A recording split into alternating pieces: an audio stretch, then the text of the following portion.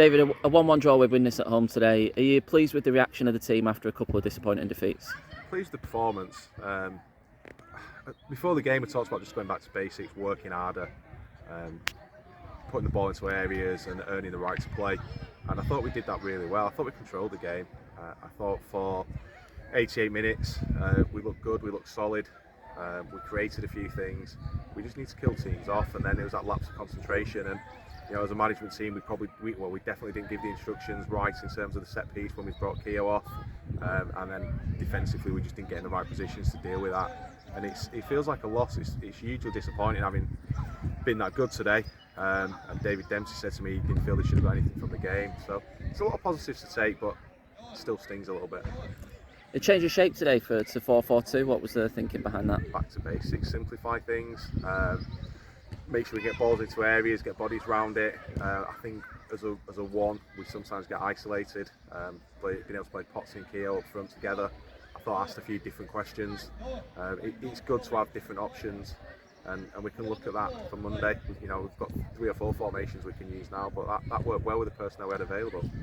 And Steve Mason coming back from a period on dual reg with Avro and stepped into the first team today, had a really good game. Steve was superb, and the only real reason he went to dual reg was he needed games. He's not done a pre-season, and he's had a bit of time away from the game. And I know how well he's been playing for Avro, so I had no problems putting him in. And he just brings something different. He's an aggression. He goes and wins his headers. He talks constantly, demands more of people. He was superb, and I think that brought the best out of the back 5. Actually, I thought if you look at Jack Grundy at left back did superb. Joe Rothwell probably had his best game for us. Devon was everything Devon can be, and Brad Kelly was excellent behind them. And I think Steve's introduction, demanding more, plays a big part in that.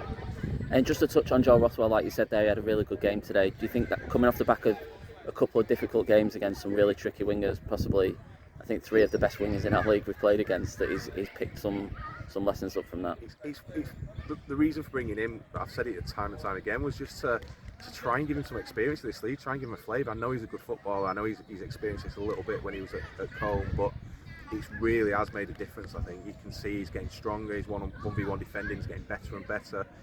Not many players have got the better of him in the last few weeks. And he's looking more and more comfortable. So I think he's been a good addition for us, and he has quality going forward as well. So I think we're starting to see what I knew we would see when I brought him in. So that's pleasing. And Louie Potts today started the game today. Feel he made a big impression. He was excellent. He worked the line. He didn't give them a minute's rest in and out of possession. He made some clever runs on the blind side. His touch was good. He drew fouls.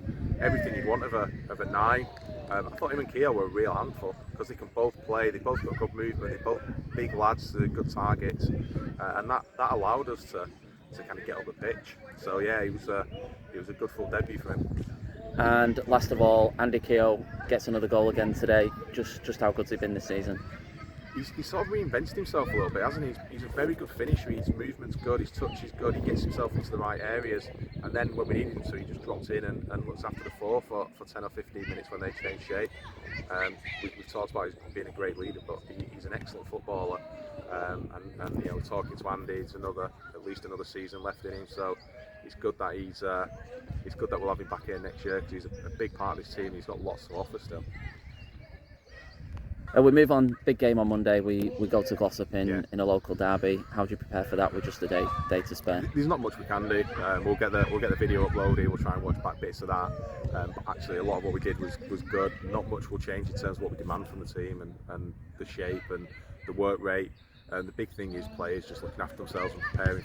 40 hours is a big turnaround. When you look at Premier League squads with 60 players and the best travel and pre-match and everything else that they have, and they moan if they've got 2 games in 3 or 4 days, and these lads are expected to turn around in 48 hours. So it's a lot to ask for them, but they know how much it means. The local derbies are big for players, big for fans, and we have got a lot of local lads who get that. So I think they'll be up for it, but they just got to look after themselves and prepare themselves properly. Thanks, David. Cheers, Nathan.